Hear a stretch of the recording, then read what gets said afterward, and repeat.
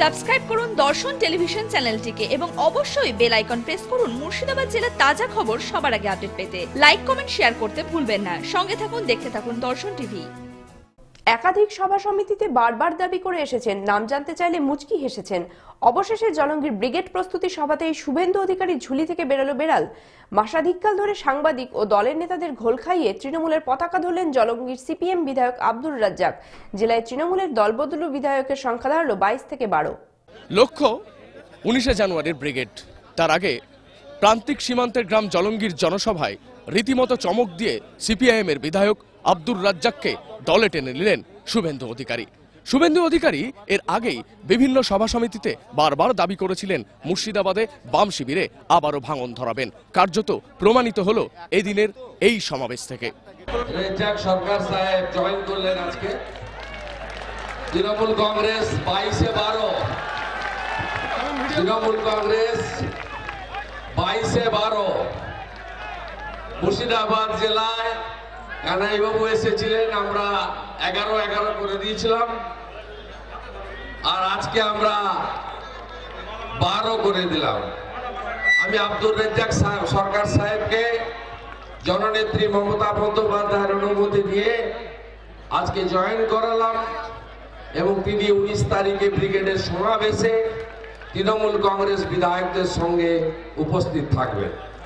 সম্মানীয় বিধায়ক রাজ্জাক সাহেবকে মাল্যদান করছেন আমাদের সম্মানীয় পর্যবেক্ষক শুভেন্দু অধিকারী।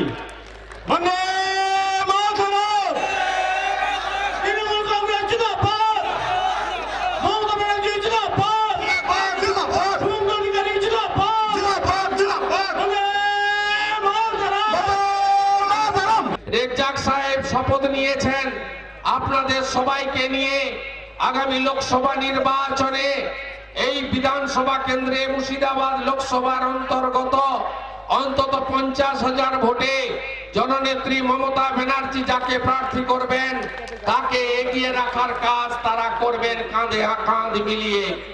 তাই আপনাদের সকলকে তাকে এবং দলকে সাহায্য করার আমি অনুরোধ করব। আমি 8 বছরের বিধায়ক এখানকার, কিন্তু মানুষের জন্য আমি কিছু করতে পারিনি। এই ব্যথা বেদনা নিয়ে আজ যখন সুভদ্রা বললেন, মমতা ব্যানার্জির দিক থেকে তিনি অনুমতি দিয়েছেন যে আমি যত রকম ভাবে জলঙ্গিকে সহযোগিতা করব, আমি আজকে সেই প্রত্যয় নিয়ে আপনাদের সামনে এসেছি। অনেকে আমার সম্বন্ধে বদনাম করবেন, দুর্নাম হবে, গালি দিবে, সেটাকে মাথায় করে নিয়ে আমি এখানে এই মঞ্চে আমি উপস্থিত হয়েছি। একদিন যখন আপনাদের জন্য আমি আপনাদের কাজ করতে পারবো, সেই দিন আপনাদের কাছ থেকে এই গালিগালাজ, এই দুর্নাম বদনাম সবটা আশীর্বাদ হয়ে আমার মাথায় আসবে। ডোমকল পুরসভা মানুষের সাথে, মানুষের পাশে। জনস্বার্থে ডোমকল পুরসভা ও পুরপতি সৌমিক হোসেনের পক্ষ থেকে প্রচারিত।